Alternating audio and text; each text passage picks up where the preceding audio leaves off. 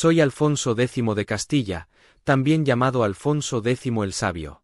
Nací el 23 de noviembre de 1221 en Toledo, ciudad que representaba la diversidad cultural de la península ibérica medieval.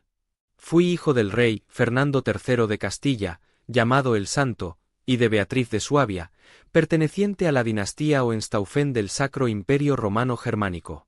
Esta doble herencia, castellana por parte de mi padre y germánica por parte de mi madre, marcó profundamente mi visión política.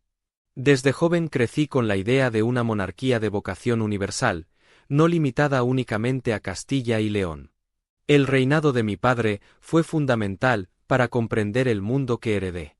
Fernando III logró la unión definitiva de Castilla y León en 1230 y dirigió importantes campañas de la Reconquista, incorporando ciudades como Córdoba en 1236, Jaén en 1246 y Sevilla en 1248. Crecí, por tanto, en un ambiente de expansión territorial, fortalecimiento del poder real y contacto constante con musulmanes y judíos. Desde muy temprana edad fui preparado para gobernar. Sin embargo, mi educación resultó excepcional para la época. A diferencia de muchos príncipes medievales, centrados exclusivamente en la guerra, recibí formación en derecho, filosofía, literatura, astronomía y música. Mi entorno cultural estuvo marcado por la convivencia de las tradiciones cristiana, musulmana y judía. Aquello influyó decisivamente en mi posterior labor intelectual. Durante mi juventud participé también en tareas políticas y militares. Fui nombrado heredero y desempeñé funciones administrativas en territorios recientemente conquistados. En 1246 tuve un papel relevante en la rendición del reino de Jaén, consolidando la expansión castellana hacia el sur. Accedí al trono en 1252 tras la muerte de mi padre. Heredé un reino poderoso, aunque lleno de desafíos. Extensos territorios recién conquistados que necesitaban organización, diversidad cultural y religiosa, nobles con gran poder y la necesidad de consolidar la autoridad real. Desde el inicio de mi reinado, mostré una notable ambición política. No deseaba ser únicamente un rey feudal, sino un monarca legislador y universal. Uno de mis principales objetivos fue fortalecer el poder de la monarquía frente a la nobleza. Para ello impulsé la centralización del poder, intentando reducir la autonomía nobiliaria y establecer un sistema más controlado desde la corona, lo que provocó conflictos constantes con la aristocracia. También promoví una profunda reforma jurídica. Mi obra más importante en este ámbito fue la creación de un sistema legal unificado que culminó en las 7 partidas, un ambicioso código jurídico destinado a regular todos los aspectos de la vida. Influenciado por mi ascendencia materna, aspiré además a convertirme en emperador del Sacro Imperio Romano Germánico, ambición que marcaría buena parte de mi política exterior.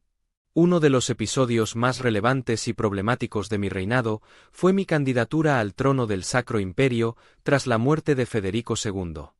En 1257, fui elegido candidato por una parte de los príncipes electores, en competencia con Ricardo de Cornualles. Durante años dediqué enormes recursos económicos y diplomáticos a esta empresa. Envié embajadas a Alemania e Italia, financié apoyos políticos e intenté legitimar mi candidatura mediante mi linaje. Sin embargo, nunca llegué a ser coronado emperador. Aquella empresa terminó siendo un fracaso costoso que debilitó la economía del reino y aumentó el descontento interno. Mi reinado estuvo marcado por conflictos constantes. Los nobles se opusieron a mis reformas centralizadoras y protagonizaron varias rebeliones que me obligaron a hacer concesiones. Uno de los episodios más dramáticos fue la crisis sucesoria tras la muerte de mi hijo primogénito, Fernando de la Cerda. Surgió entonces un conflicto entre los hijos de Fernando, conocidos como los infantes de la Cerda, y mi segundo hijo, Sancho IV de Castilla. Yo defendí los derechos de mis nietos, pero gran parte de la nobleza apoyó a Sancho, provocando una guerra civil. Finalmente, mi propio hijo se rebeló contra mí y logró hacerse con el control efectivo del reino antes de mi muerte. Si hubo un ámbito en el que destaqué de forma extraordinaria, fue en la cultura. Fui uno de los mayores impulsores del conocimiento en la Europa medieval.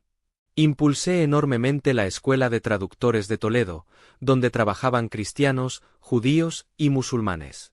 Allí se tradujeron obras del árabe, hebreo y latín al castellano, convirtiendo esta lengua en instrumento de cultura.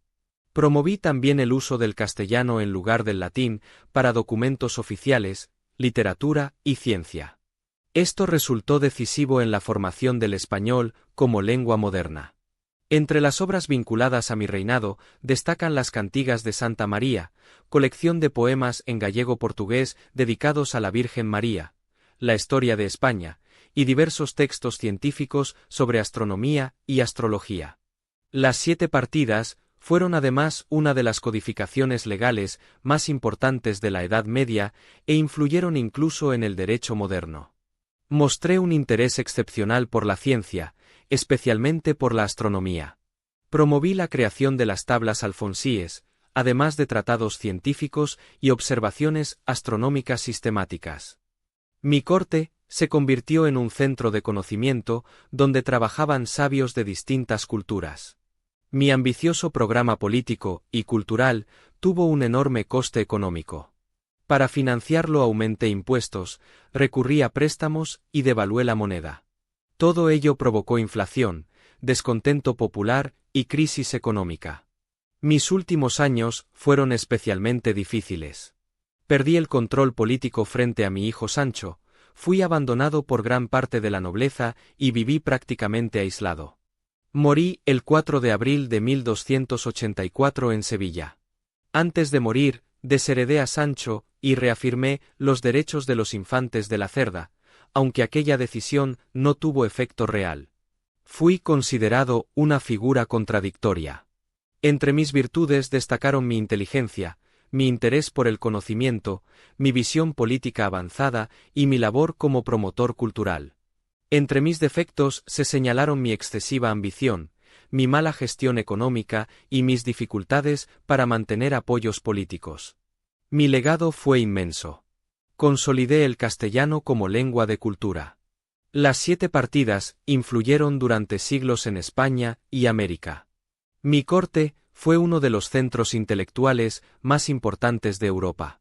Además, representé el intento de construir una monarquía moderna en plena Edad Media. Los historiadores han debatido mucho sobre mi figura. Algunos me consideran un visionario adelantado a su tiempo, otros me ven como un rey políticamente fracasado. Probablemente fui ambas cosas, un gran intelectual que no siempre supo manejar la realidad política. Yo no fui simplemente un rey medieval más. Intenté transformar la monarquía en una institución más racional, legislativa y cultural. Aunque fracasé en muchos de mis objetivos políticos inmediatos, mi legado intelectual y jurídico perduró durante siglos. Mi vida reflejó una tensión constante entre idealismo y realidad. Quise ser emperador, legislador universal y mecenas del conocimiento, pero terminé enfrentado a mi propia familia y a mi reino. Sin embargo, si hoy se me recuerda como el sabio, no es por mis guerras ni por mi poder, sino por haber convertido el conocimiento en una herramienta de gobierno y por haber dejado una profunda huella en la cultura europea.